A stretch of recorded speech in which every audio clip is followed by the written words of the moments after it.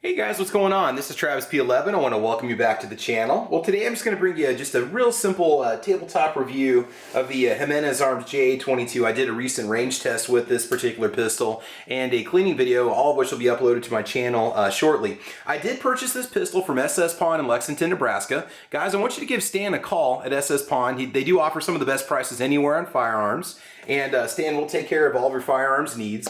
Honestly, I think I paid around $100 for this pistol, maybe just a little bit above it. You do get a manual, you do get 2 magazines with it, I believe a trigger lock, which I've already lost.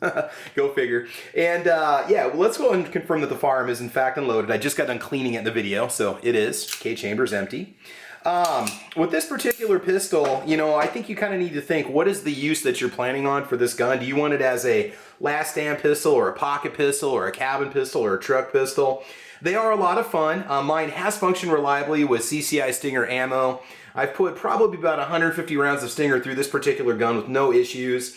I did have one malfunction in my accuracy test when I was shooting CCI mini mags, but what it was is the web of my palm had kind of caught the slide as it was cycling, and that caused the gun to malfunction. That was entirely a user error. You do get 2 6-round magazines with it. Now, you can go 6+1.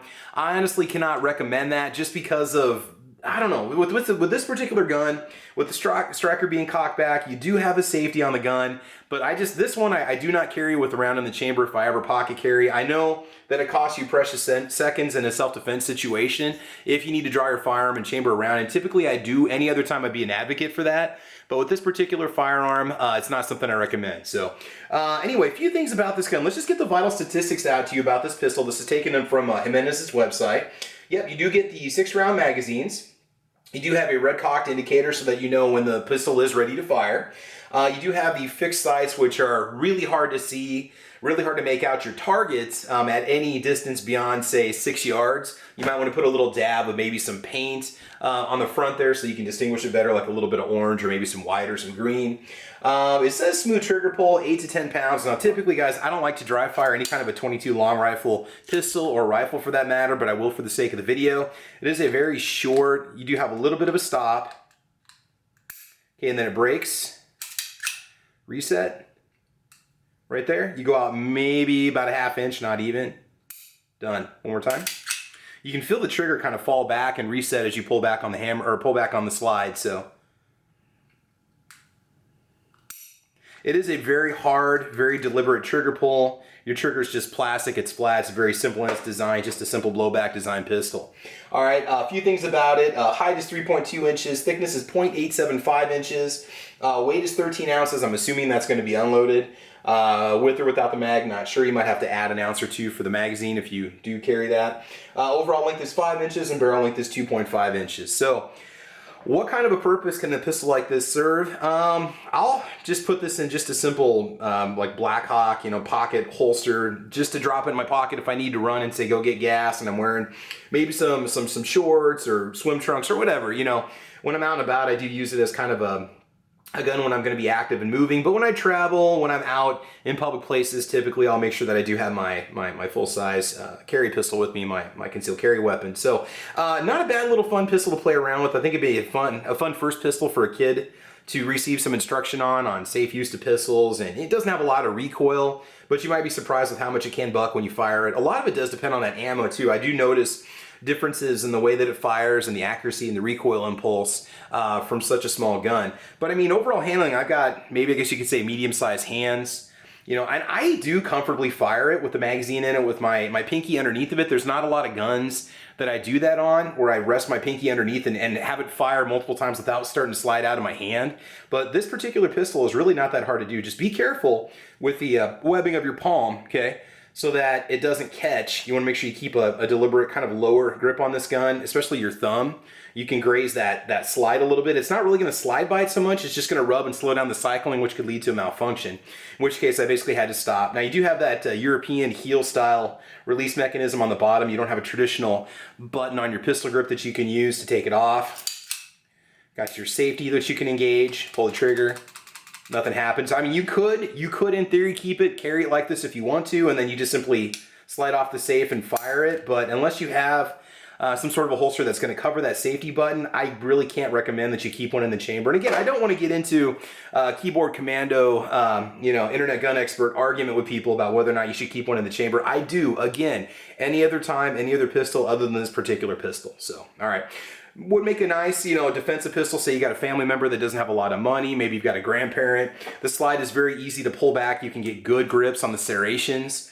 I do like to do as top charge when I charge my firearms, but if you need to, chamber around, you do have nice aggressive textures on the slide. Very low recoil. I mean, it'll pop a little bit, but close distances, I would say if you're shooting a target within 10 feet, somebody's coming at you, an attacker, you're definitely going to give them a little bit of a surprise if you have to draw this and defend yourself with it. Again, the ammo, 22 LR, is it a good self-defensive round? Well, people have been killed with 22 long rifle rounds out of pistols. Stingers are a particularly hot little round. They are a hollow point. Now, I don't know how much expansion you're really going to get if you have to fire it, especially out of this short of a barrel. I'm kind of doing a different angle here today, guys. You do have that little hollow point on the end there. Again, it's the velocity, it's the pop, it's the kick, it's the weight of the round, it's just the shock it can cause when it hits somebody. It is a varmint round, it is a 32 grain round. This is the only one that I particularly carry in this pistol, and it has nothing to do with cycling. To me, it's just going to be, in my opinion, these would be probably the most lethal 22 LR round you could fire through this gun. And again, we can argue ammo all day, but I just would not want to be on the receiving end of 6 or 7 of these if I was an assailant. So there you go. Really, I don't know if there's much else to say about it. Just a fun little pocket pistol. Just keep it, maybe lock it in your glove box if you can legally conceal weapons in your state that route, or keep it in a pistol box in your vehicle just to have as just another gun. Keep one in your bug out bag. That way you've got something with you. I mean, this is not a lot of weight. If you had to pack this little box with the 2 mags, it all fits in this little tiny box here. And you could just grab that little pack of 50 rounds and you've got something to defend yourself, because something's better than nothing in a self-defense situation. So yeah, so there you go, guys. Jimenez Arms JA22. You do get a lifetime warranty with it if you purchase it. And I've never had any problems with this particular pistol or the JA9 when I owned it. It is made in the USA, which matters to me when I purchase my guns and ammo. So guys, I think that's about it today. So thank you for joining me on this little tabletop review of the Jimenez Arms JA22. Please check out my accuracy video as well as my cleaning video on this particular pistol, and I will link those videos at the end of this one as soon as I can. Guys, please like and subscribe. You can check me out over on Facebook, Twitter, Instagram, gunchannels.com with the Ordinary Average Guy Gun Channel, as well as Caliber Corner, which is a podcast that I'm now doing on Saturday mornings. Hopefully you're liking the lighting in the video. When you've got an all-black firearm and black magazines and you've got high contrast, sometimes it doesn't always show up good on camera, so hopefully this is sharp enough and easy enough for you guys to see. So I apologize for the fiddling and the angles. I'm still trying to figure stuff out with this particular lighting setup, but there you have it, guys. All right, guys, I want to thank you for joining me today. Please like and subscribe. And guys, I want you to have fun. I want you to be safe, and we will talk to you soon. All right, take care. We'll talk to you later. Bye.